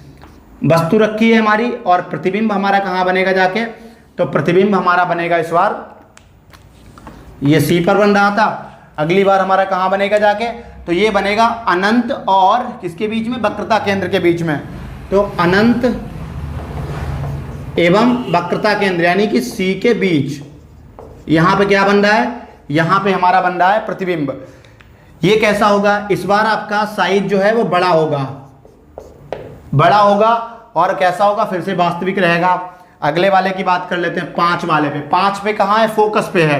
इस बार हमारी वस्तु है फोकस पर और इसकी जो इमेज है यानी कि जो इसका क्या है आपका प्रतिबिंब है, वो प्रतिबिंब कहाँ पे बन रहा है, तो वो बन रहा है अनंत पे। इस बार बनेगा अनंत पे और ये अत्यंत या फिर अत्यधिक बड़ा होगा। ये कैसा होगा, अत्यधिक बड़ा होगा, बहुत बड़ी इमेज बनेगी या बहुत बड़ा प्रतिबिंब बनेगा। ठीक है, ये भी कैसा रहेगा, ये भी रहेगा आपका वास्तविक। एक छठा केस और है, जब हम रखते हैं दर्पण के ध्रुव के बीच में, तब आपकी जो इमेज है वो आपकी इस साइड बनती है, यानी प्रतिबिंब जो है वो इधर बनेगा, इधर नीचे नहीं बनेगा। पहले नीचे बन रहा था, इस बार आपका दूसरी साइड बनेगा। और दूसरी साइड बनने की इस बार हम कहाँ रख रहे हैं, छठे पे, तो किसके बीच में है, ये आपका ध्रुव तथा फोकस के बीच, ध्रुव एवं फोकस के बीच। एफ का मतलब है फोकस, इनके बीच में। और ये कहाँ बन रही है, मिरर के पीछे यानी कि दर्पण के पीछे। इस बार जो इमेज बनेगी वो दर्पण के पीछे बनेगी। ये आपका स्पेशल केस रहता है, ये बहुत पूछा जाता है, इसको आपको ड्रॉ करना होता है, बनाना होता है। ये भी आपका कैसा होगा, तो ये अत्यधिक बड़ा होगा या फिर आप कह सकते हैं बड़ा होगा। ठीक है, अत्यधिक बड़ा होगा। ये कैसा होगा, ये आपका वास्तविक नहीं होगा, ये आपका आभासी होगा। और जो वास्तविक होती हैं वो कैसी होती हैं, वास्तविक होने के साथ साथ ये आपका उल्टा होता है। और जो आभासी है वो कैसा होता है, आभासी आपका सदा कैसा होता है, सीधा होता है। आप इतना लिखिए, इसके बाद में हम इनको एक एक करके अलग अलग सेपरेटली सब केसों को बताएंगे। ये 6 केस हैं, आपको ध्यान रखना है। पहला जब अनंत पे है तो फोकस पे है। दूसरा, जितना हम मिरर की तरफ यानी दर्पण के पास जाएंगे उतना ही इसका प्रतिबिंब जो है वो दर्पण से दूर जाता रहेगा। ठीक है, दूसरे में है अनंत और वक्रता केंद्र के बीच में, तब कहाँ बन रही थी, वक्रता केंद्र और फोकस के बीच में। तीसरे वक्रता केंद्र पे, तब कहाँ पे, वक्रता केंद्र पे। ऊपर वस्तु को रख रहे हैं, नीचे आपका प्रतिबिंब बन रहा है और नीचे बनने का मतलब है उल्टा बनेगा। अभी ये सारे अलग अलग केस समझाएंगे, इतना नोट करिए पहले आप। रफ करते हैं, चलते हैं अगले टॉपिक की तरफ।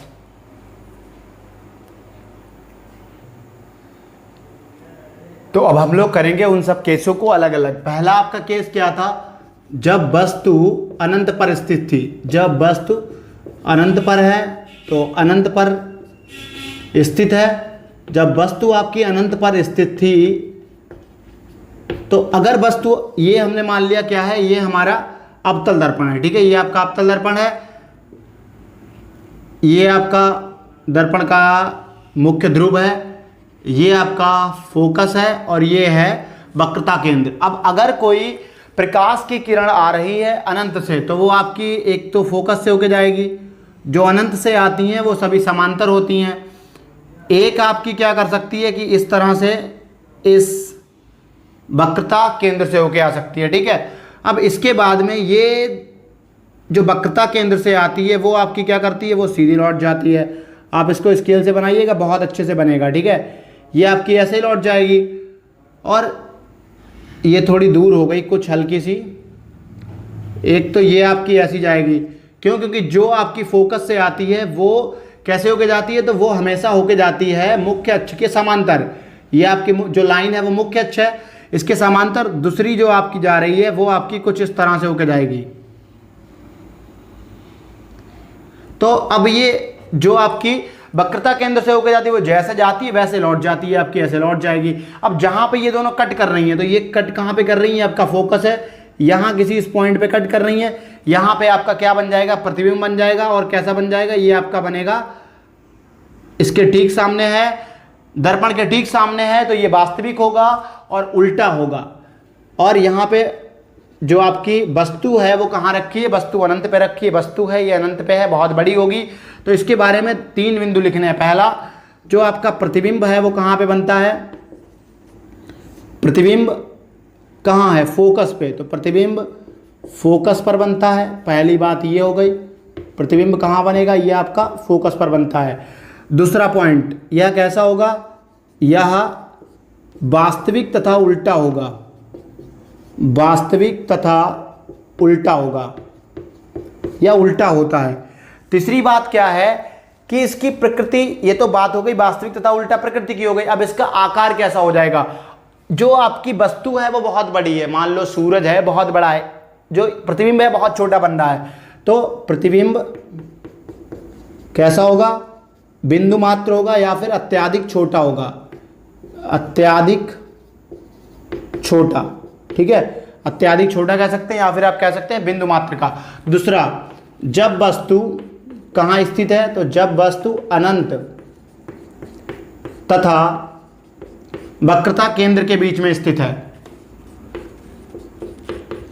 वक्रता केंद्र की जगह पे आप सी भी लिख सकते हैं, वक्रता केंद्र के बीच स्थित है, ठीक है। तो इस केस में क्या हो जाएगा, इस तरह से फिर से हम कॉनकेव यानी कि आपका अवतल दर्पण बनाएंगे, ये पोल हो जाएगा, पोल मतलब दर्पण का ध्रुव, ये फोकस हो जाएगा, फोकस को तो फोकस कहते हैं, ये सेंटर ऑफ कर्वेचर हो जाएगा यानी कि वक्रता केंद्र हो जाएगा। फिर से अब हमें रखनी कहाँ पे है, तो इस बार हमें यहाँ कहीं पे रखनी है वस्तु को, इससे दो प्रकाश की किरणें जाएंगी, एक समांतर जाएगी, जो समांतर जाती है वो आपकी फोकस से होकर चली जाती है, इस तरह होके फोकस से होके निकल जाएगी। दूसरी हम फोकस से भेजेंगे, तो जो आपकी फोकस से जाती है वो इस दर्पण पर परावर्तन के बाद कैसी हो जाती है, तो ये आपकी हो जाती है मुख्य अक्ष के समांतर। अब जहाँ पे ये दोनों कट कर रही हैं, यहाँ पे काट रही हैं एक दूसरे को, तो यहाँ पे आपका क्या बन जाएगा, यहाँ पे बन जाएगा आपका प्रतिबिंब, ऐसे उल्टा हो जाएगा। इसके बारे में भी तीन चीज़ें लिखनी है। पहली, ये कहाँ बन रहा है, तो प्रतिबिंब कहाँ पे बन रहा है, प्रतिबिंब आपका बन रहा है फोकस और वक्रता केंद्र के बीच में, तो प्रतिबिंब फोकस तथा वक्रता केंद्र,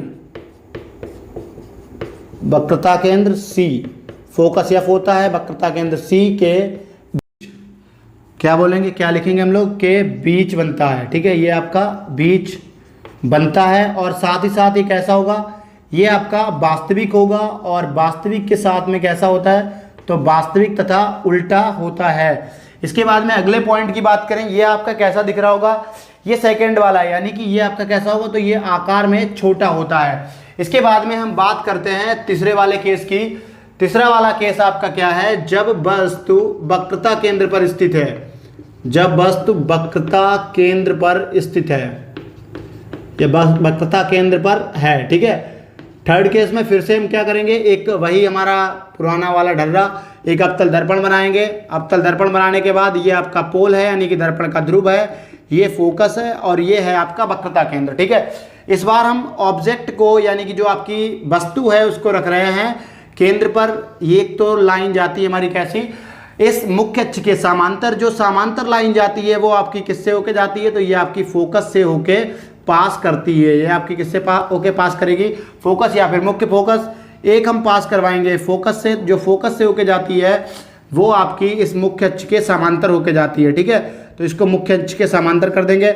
आपको समझना ये है कि ये जो जाती हैं प्रकाश की किरणें, ये सब एक दूसरे के विपरीत जाती हैं। कहने का मतलब ये है, जो आपकी समांतर जाती है वो फोकस से होके जाती है, और जो फोकस से होके जाती है वो परावर्तन के बाद कैसी हो जाती है, तो वो परावर्तन के बाद हो जाती है आपकी मुख्य अक्ष के समांतर। ये देख रहे होंगे आप, यहाँ पे आपकी जो प्रतिबिंब है या फिर इमेज जो है वो यहाँ बन रही है किस पे, सेंटर ऑफ कर्वेचर पे यानी कि वक्रता केंद्र पे। इसके बारे में बात करेंगे तो सबसे पहले प्रतिबिंब कहाँ बन रहा है, प्रतिबिंब आपका बन रहा है वक्रता केंद्र पर, प्रतिबिंब वक्रता केंद्र पर बनता है, वक्रता केंद्र पर बनता है। दूसरी बात, जो प्रतिबिंब होगा वो कैसा होगा, तो ये आपका वास्तविक होगा। वास्तविक क्यों, क्योंकि जहां दर्पण रखा है दर्पण के ठीक सामने बन रहा है, और आपकी वस्तु इस तरह से रखी है, प्रतिबिंब इस तरह से बन रहा है, तो कैसा बन रहा है, वास्तविक तथा कैसा हो जाएगा, ये आपका उल्टा हो जाएगा। और तीसरी बात इसकी क्या है कि इसका आकार जो है, हम कह सकते हैं जो प्रतिबिंब है, प्रतिबिंब का आकार आपका वस्तु के आकार के बराबर होता है। तो प्रतिबिंब का आकार, प्रतिबिंब का जो आकार होगा वो किसके बराबर होगा, वस्तु के आकार के बराबर, ठीक है, वस्तु के आकार के बराबर होता है। इसके बाद में हम लोग चलेंगे अगले की तरफ, और अगला आपका केस है, यहां पे रख चुके हैं वक्रता केंद्र पे, इसकी बार अगली बार रखेंगे वक्रता केंद्र और मुख्य फोकस के बीच में। ठीक है, तो चौथा वाला आपका है, जब वस्तु कहां रखी है, जब वस्तु वक्रता केंद्र तथा मुख्य फोकस, वक्रता केंद्र एंड मुख्य फोकस, या फिर हम कह सकते हैं फोकस के बीच हो, फोकस के बीच हो या फिर बीच स्थित हो। ठीक है, बीच हो तो बना देंगे अगला वाला। अगले वाले में क्या हो जाएगा, ये आपका पोल हो गया, ये फोकस हो गया, ये हो गया आपका वक्रता केंद्र। पोल का मतलब है दर्पण का ध्रुव, फोकस, और इस बार हमें कहाँ रखनी है, तो इस बार हमें वस्तु को रखना है किसके बीच में, वक्रता केंद्र और फोकस के बीच में। एक ये लाइन जा रही है, एक ये प्रकाश की किरण जा रही है, और ये मुख्य अक्ष के समांतर थी तो ये फोकस से होके जाएगी। अब इसके बाद में ये जो है ये आपकी फोकस से होके जाएगी, एक दूसरी आपकी फोकस से होके जाएगी, और जो फोकस से होके जाने वाली कैसी हो जाएगी, ये समांतर हो जाएगी। अब यहाँ पे हम इसको थोड़ा सा इधर एडजस्ट कर देते हैं। आप जब स्केल से बनाएंगे तो बिल्कुल सही बनेगा। यहाँ कहीं पे इस सेंटर ऑफ कर्वेचर यानी कि वक्रता केंद्र के बाद और इन्फिनिटी के बीच में, इन्फिनिटी और वक्रता केंद्र के बीच में प्रतिबिंब बन जाता है। तो प्रतिबिंब आपका कहाँ बनेगा, प्रतिबिंब वक्रता केंद्र C और अनंत के बीच में बनता है। प्रतिबिंब कहाँ बनता है, तो ये वक्रता केंद्र यानी C और इन्फिनिटी यानी कि अनंत के बीच में बनता है। ठीक है, बीच बनता है। और अगला आपका क्या है, अगला इसका साइज का क्या लेना देना, तो इसका साइज जो है, इसका आकार जो है वो कैसा होगा, बड़ा हो जाएगा। और प्रकृति कैसी होगी इसकी, तो जिधर आपकी ऑब्जेक्ट है यानी जिधर आपकी वस्तु रखी है उधर आपका प्रतिबिंब बन रहा है, तो इसका साइज कैसा हो जाएगा, सॉरी इसकी प्रकृति कैसी हो जाएगी, वास्तविक और उल्टी, यानी कि ये आपका उल्टा होगा, वास्तविक होगा। इतना नोट करिए, सारा हौच पौच हो गया है। इसको रफ करके हम लोग चलते हैं अगले वाले केस की तरफ। अगला वाला पांचवा केस है आपका। पांचवा केस क्या है, पांचवा जो है वो आपका, जब वस्तु कहाँ रखी हो, तो जब वस्तु आपकी रखी हो, जब वस्तु मुख्य फोकस पर हो, या फिर हम कह सकते हैं मुख्य फोकस पर स्थित हो। ठीक है, कुछ भी लिख सकते हैं आप। तो ये हमने दर्पण बना दिया, अवतल दर्पण। ये आपका क्या हो गया, पोल हो गया यानी दर्पण का ध्रुव हो गया। ये फोकस हो गया, ये क्या हो गया, वक्रता केंद्र हो गया। इस बार हम इस फोकस पे रखेंगे तो एक ये प्रकाश की किरण कैसी जाएगी, समांतर। जो समांतर जाती है वो कहाँ से होकर जाती है, फोकस से। एक लास्ट वाला केस मैंने करवाया था चौथा वाला रूल नियम में, तो ये आपकी इस तरह से जाएगी, कहाँ से जाएगी, पोल से। पोल से आपकी इस तरह से जाती है, बल्कि और थोड़ा पास होके जाएगी, क्योंकि मैंने बताया था दोनों का जो एंगल होता है, जो कोण होता है वो आपका बराबर रहता है। अब ये ऐसा मान लेते हैं कि ये इन्फिनिटी पे कहीं जाके मिलेंगे, तो प्रतिबिंब आपका कहाँ बनेगा, इसमें फिर से तीन चीज़ें लिखनी होती हैं हमें। प्रतिबिंब आपका अनंत पर बनता है, प्रतिबिंब अनंत पर बनता है। और कैसा बनेगा, बनता है ये आपका वास्तविक रहता है, और वास्तविक होने के साथ साथ उल्टा होता है। वास्तविक होने का एक ही है, क्योंकि मिरर है यानी कि दर्पण है, दर्पण के ठीक सामने जो प्रतिबिंब बनेगा वो कैसा बनेगा, वास्तविक बनेगा। और कैसा होगा, उल्टा होगा। साथ ही साथ यह जो है ये कैसा होता है, तो यह वस्तु के आकार से बड़ा होता है। ठीक है, वस्तु के आकार से कैसा होगा, वस्तु के आकार से बड़ा होता है, बल्कि हम कह सकते हैं अत्यधिक बड़ा होगा, बहुत बड़ा होगा, बहुत ज़्यादा बड़ा होता है। ठीक है, उसमें पहले वाले केस में अत्यधिक छोटा होता है, इसमें अत्यधिक बड़ा होगा। अब छठा केस है द मोस्ट इंपॉर्टेंट, बहुत ज़्यादा इंपॉर्टेंट है, बहुत ज़्यादा पूछा जाता है। छठा केस क्या है, जब वस्तु फोकस F तथा किसके बीच में रखी हो, तथा ध्रुव के बीच में स्थित हो, या फिर कह सकते हैं दर्पण के ध्रुव के बीच स्थित हो। ठीक है, बीच स्थित हो। अगर यहाँ स्थित है तब क्या होगा, समझिएगा बहुत अच्छे से। ये आपका अवतल दर्पण हो गया, ये दर्पण हो गया, ये उसका ध्रुव हो गया, ये फोकस हो जाएगा, और इधर आपका हो जाएगा वक्रता केंद्र। ठीक है, यहाँ कहीं फोकस और ध्रुव के बीच में आपकी क्या रखी है, तो यहाँ पे रखी है आपकी वस्तु।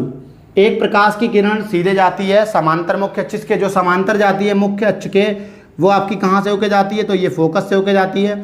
ये भी ध्यान रखना है। दूसरी आपकी पोल से होके जाएगी, यानी कि दर्पण के ध्रुव से होके जाएगी। जो दर्पण के ध्रुव से होके जाएगी वो आपकी कुछ एंगल बनाते हुए इस तरह से चली जाती है। लेकिन ये क्या लगता है कि ये पीछे कहीं मिल रही होंगी, ठीक है, और ये यहाँ कहीं पीछे मिल जाती हैं।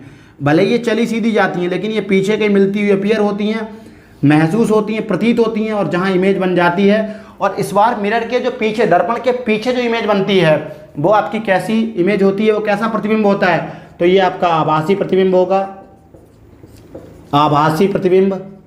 और आभासी होने के साथ साथ कैसा होगा, सीधा होगा, आभासी तथा सीधा। और दर्पण के पीछे बनेगा, कैसे बनेगा, दर्पण के पीछे। और अगर आकार की बात करें तो आकार इसका कैसा होता है, आकार होता है आपका बड़ा, ठीक है, इतना नोट कर लीजिए। इसके बाद में हम लोग चलते हैं, इस बार हम देखेंगे, पहले हम लोगों ने देखा था अवतल से, अब हम देखेंगे उत्तल दर्पण से परावर्तन। उत्तल दर्पण से परावर्तन किस प्रकार होता है। तो उत्तल दर्पण है एक, ये आपका उत्तल दर्पण है, ये इसका क्या हो गया, दर्पण का ध्रुव हो गया, ये फोकस हो गया, और ये हो गया आपका दर्पण का वक्रता केंद्र, ठीक है, ये तीनों चीजें हो गई, दर्पण का फोकस, दर्पण का ध्रुव और दर्पण का वक्रता केंद्र। अब अनंत से प्रकाश की किरणें आ रही हैं, तो अनंत से जो प्रकाश की किरणें आती हैं वो कैसी आती हैं, वो आपकी सदा ही समांतर आती हैं, इस तरह से आती हैं अनंत से प्रकाश की किरणें। और ये टकराने के बाद आपकी ऐसे चली जाएंगी, लेकिन क्या लगेगा, जो देखने वाला होगा उसे ऐसा लगेगा ये किसी पीछे एक पॉइंट से आ रही हैं, ठीक है, ये भी सीधी चली जाती हैं टकरा के, लेकिन ये पीछे किसी पॉइंट से, बिंदु से आती हुई महसूस होती हैं, जहां पे क्या बन जाती है, इमेज बन जाती है, प्रतिबिंब बनता है। तो प्रतिबिंब आपका कहां पे बनेगा, पहला केस करवा रहे हैं, दो केस होते हैं इसमें। पहला केस क्या है, जब वस्तु अनंत पर हो, जब वस्तु अनंत पर हो, अगर वस्तु अनंत पर है, अनंत पर हो, तो प्रतिबिंब कैसा बनेगा, मैं तीनों पॉइंट लिखवा देता हूं। प्रतिबिंब कहां बनेगा, तो प्रतिबिंब आपका फोकस पर बनता है। प्रतिबिंब कहां बनता है, प्रतिबिंब फोकस पर, एफ मतलब फोकस पर बनता है। दूसरी बात, जो प्रतिबिंब है वो कैसा होगा, तो ये आपका कैसा होगा, आभासी होगा, और आभासी होने के साथ साथ ये कैसा होगा, सीधा होगा। जो आभासी होता है वो सीधा होता है। और दूसरी बात क्या है, एक बात और है, ये आकार में छोटा होगा, ठीक है, बिंदु मात्र होगा। जो प्रतिबिंब है वो आकार में बिंदु मात्र होता है, या अत्यधिक छोटा होता है, बिंदु मात्र होगा, या फिर कैसा होगा, अत्यधिक छोटा होगा, ठीक है। इसके बाद में दूसरे केस की बात करेंगे। दूसरा केस आपका क्या है, मैं इधर रफ कर देता हूं, फिर हम इसके दूसरे केस को बताते हैं। दो ही तरीके हैं इसमें इमेज के बनने के, तो दूसरा देखिए, आप समझिए। चलिए छठा वाला बहुत ध्यान दीजिएगा। दूसरे केस में क्या हो जाएगा, देखो, जब वस्तु जो है वो कहां पे रखी है, तो जब वस्तु अनंत तथा दर्पण के ध्रुव के बीच स्थित हो, कहां स्थित हो, अनंत में हो, और दर्पण के ध्रुव के बीच कहीं भी स्थित हो, बीच कहीं भी स्थित हो। अगर कहीं भी स्थित होगी तो क्या कंडीशन होगी, ठीक है, कहीं भी स्थित हो। ये आपका, मैं फिर से अवतल ही बता रहा हूं, इस बार मुझे उत्तल बनाना है, ठीक है, तो मैंने ये उत्तल बना दिया। ये आपका दर्पण का ध्रुव हो गया। मैं पहले इंक डाल लूं थोड़ी सी। कहीं भी स्थित हो, जब कहीं भी स्थित है, मान लो हम यहाँ रख सकते हैं, यहाँ रख सकते हैं, ये आपका अनंत है, ठीक है, यहाँ कहीं भी रख सकते हैं। तो इस तरह से मैंने वस्तु को यहाँ रख दिया। वस्तु से दो प्रकाश की किरणें जाएंगी, एक आपकी सीधी जा रही है और एक जाती है इस तरह से। अब इधर आपका पॉलिश है तो इधर दिखेगा नहीं, लेकिन ऐसा लगेगा कि ये इधर भी जा रही है, भले ही ये आपकी क्या करेगी, इधर ही लौट जाएगी, ठीक है। और ये कहाँ से जाएगी, ये जाएगी आपकी वक्रता केंद्र से, ठीक है, वक्रता केंद्र से जो आती है वो वैसे लौट जाती है।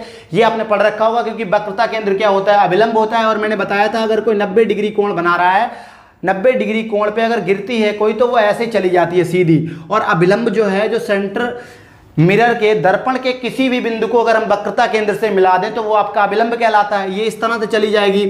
अब ये जो रे ऑफ लाइट दूसरी वाली जाएगी, प्रकाश की किरण, वो इस तरह से चली जाती है, लेकिन ये पीछे किसी बिंदु से जाती हुई अपीयर होगी, महसूस होगी, प्रतीत होगी। इसको हम बोलते हैं फोकस। तो जहां पे ये दोनों कट करती हैं, काटती हैं, वहां पे क्या बन जाती है आपकी, वहां पे आपके बन जाती है इमेज, यानी कि वहां पे आपका प्रतिबिंब बन जाता है। और प्रतिबिंब हमेशा कहाँ बनता है, तो प्रतिबिंब सदा कहाँ बनेगा, पोल यानी कि ध्रुव और किसके बीच में, ध्रुव तथा फोकस के बीच में बनता है। कैसा बनेगा, कहाँ बनेगा, ध्रुव तथा फोकस के बीच। प्रतिबिंब ध्रुव फोकस के बीच बनता है। कैसा होता है ये आपका, आभासी होगा। और आभासी क्योंकि दूसरी छोर बन रहा है, दूसरी तरफ बन रहा है, आभासी होने के साथ साथ ये आपका सीधा भी होगा, प्रतिबिंब कैसा होगा, आभासी होगा, सीधा होगा। और एक खास बात क्या है कि इसका जो आकार है वो कैसा रहता है, प्रतिबिंब का आकार सदैव कैसा होगा, आकार सदैव छोटा होगा। अब इसके बाद में हम चलते हैं उपयोग पे। दर्पण जो है, जो आपने दो तरह के दर्पण पढ़े, एक आपका कौन सा पढ़ा, अवतल दर्पण। तो सबसे पहले हम देखेंगे अवतल दर्पण के उपयोग। अवतल दर्पण के कहाँ कहाँ उपयोग हैं। तो अवतल दर्पण को सबसे पहले जो नाई लोग हैं वो यूज करते हैं हजामत करने के लिए। तो हजामत में और कहाँ यूज होता है इसका, जितने भी आपके व्हीकल्स हैं, जो वाहन है, वाहनों की हेडलाइट, सर्च लाइट, इन सब में। तो वाहन की हेडलाइट में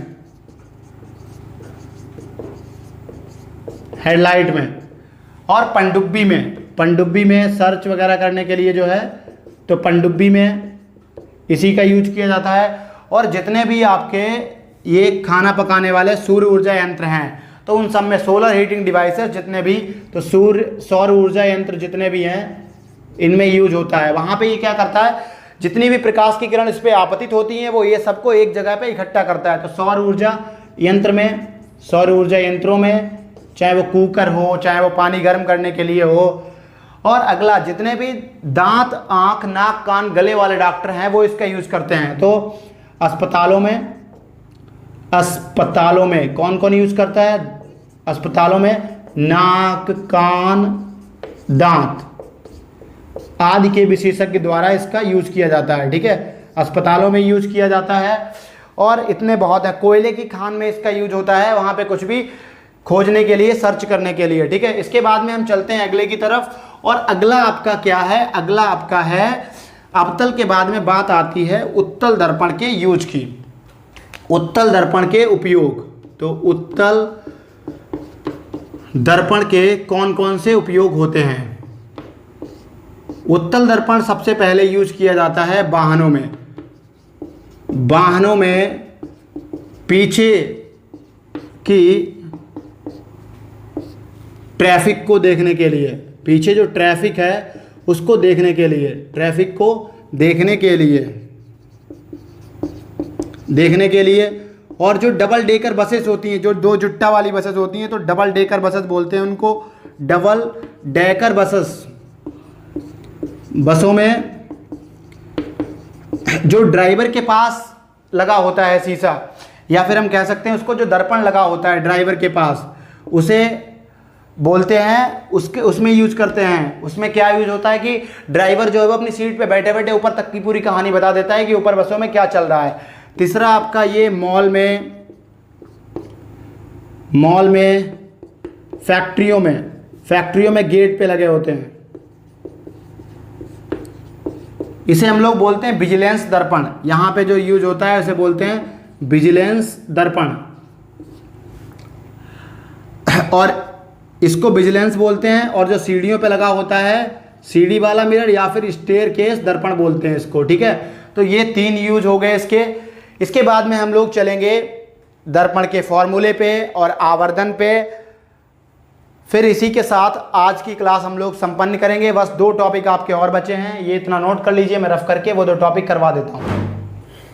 इसके बाद में बात करेंगे हम लोग दर्पण के सूत्र की। तो दर्पण का सूत्र क्या होता है, दर्पण का सूत्र आपका एक संबंध होता है किसके बीच में, इसे प्रस्तुत करते हैं 1 दर्शाते हैं 1/b 1/f = 1/b + 1/u। जहाँ f क्या है, जहाँ अगर हम f की बात करेंगे तो ये f क्या है, आपकी फोकस दूरी है। ये क्या है, फोकस दूरी। b की बात करें, b क्या है, ये है आपका दर्पण के ध्रुव से। मैंने बताया था जितनी भी दूरियां हैं वो सब कहाँ से ली जाती हैं, ध्रुव से। तो ये है आपकी ध्रुव से प्रतिबिंब की दूरी, ध्रुव से प्रतिबिंब की दूरी।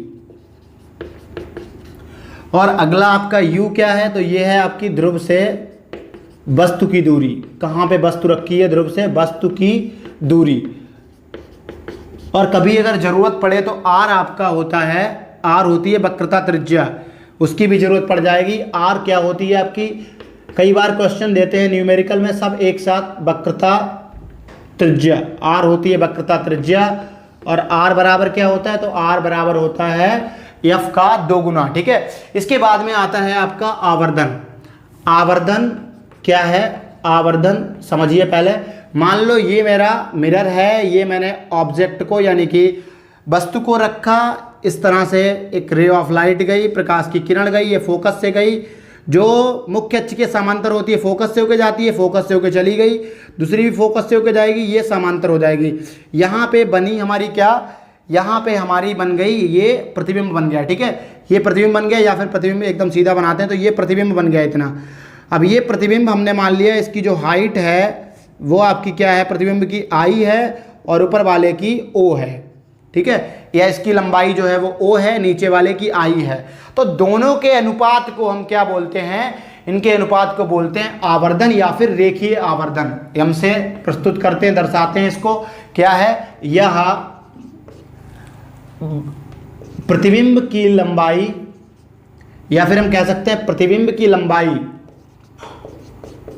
प्रतिबिंब की लंबाई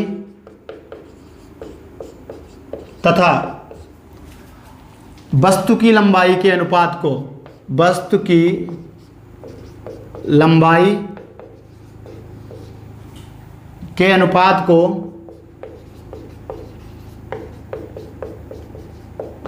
को आवर्धन कहते हैं,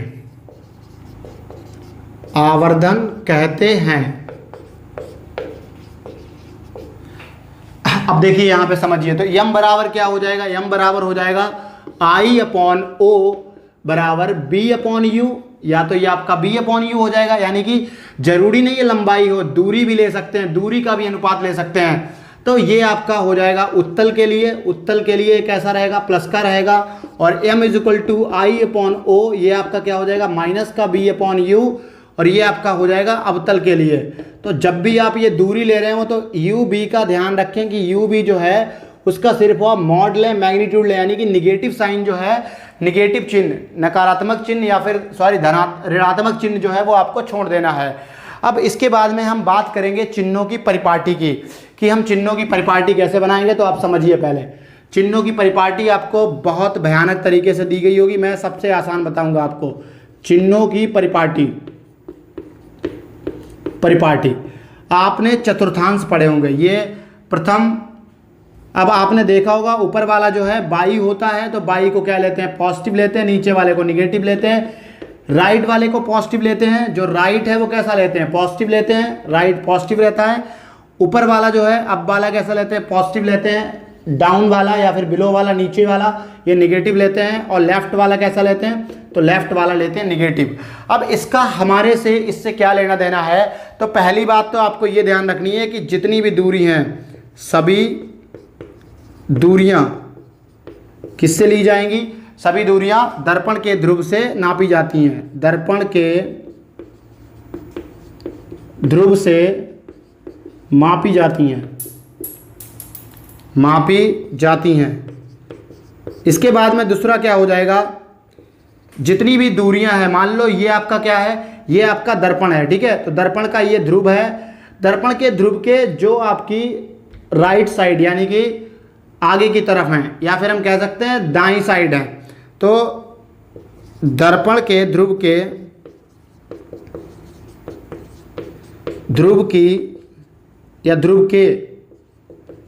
दाईं ओर की सभी दूरियां, जो दाईं ओर की सभी दूरियां हैं वो सब हम कैसी लेते हैं, सभी दूरियां धनात्मक ली जाएंगी, धनात्मक लेंगे, तथा इधर वाली सब जितनी भी दूरी हैं वो सब कैसी रहेंगी, पॉजिटिव, इधर वाली कैसी रहेंगी, निगेटिव, तथा बाईं ओर की ऋणात्मक ली जाएंगी, ऋणात्मक ली जाती हैं या फिर ली जाती हैं। इसके बाद में इधर थोड़ा सा रफ करके हम लोग इधर लिखेंगे। अब दूसरा क्या हो जाएगा आपका, दूसरा ये हो जाएगा, मान लो ये आपका क्या है, मान क्या लो, ये आपका मुख्य अक्ष है। ठीक है, तो मुख्य अक्ष मैंने बताया था कि ऊपर वाली कैसी ली जाती है, तो ऊपर वाली सब धनात्मक और नीचे वाली कैसी, ऋणात्मक। यही मैंने बताया था कि जो अप वाली हैं वो पॉजिटिव रहती हैं, ऊपर बाई होता है इस तरह से, ऊपर वाला बाई पॉजिटिव, नीचे वाला बाई कैसा, नेगेटिव। तो मुख्य अक्ष के ऊपर वाली सभी दूरियां, मुख्य अक्ष के ऊपर की सभी दूरियां कैसी ली जाएंगी, ये सभी दूरियां ये आपकी कैसी ली जाती हैं, तो ये ली जाती हैं धनात्मक,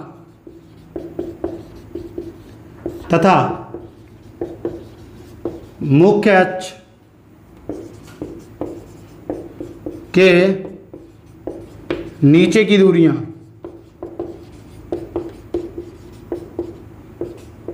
ऋणात्मक ली जाती हैं।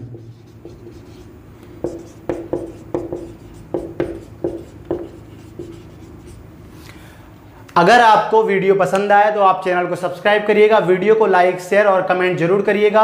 अगली वीडियो बहुत जल्दी आ रही है, 2 दिन के अंदर आपकी अगली वीडियो आ जाएगी जिसमें हम पूरा कंप्लीट करेंगे आपका अपवर्तन, साथ ही साथ जो भी आपके न्यूमेरिकल हैं, जितने भी प्रश्नोत्तर हैं पूरे अभ्यास में जो दिए गए हैं, साथ ही जो बोर्ड में पूछे जाते हैं, उन सबको मैं कवर करूंगा अगली वीडियो में। Thank you, keep watching, stay sharing, thank you for your supporting.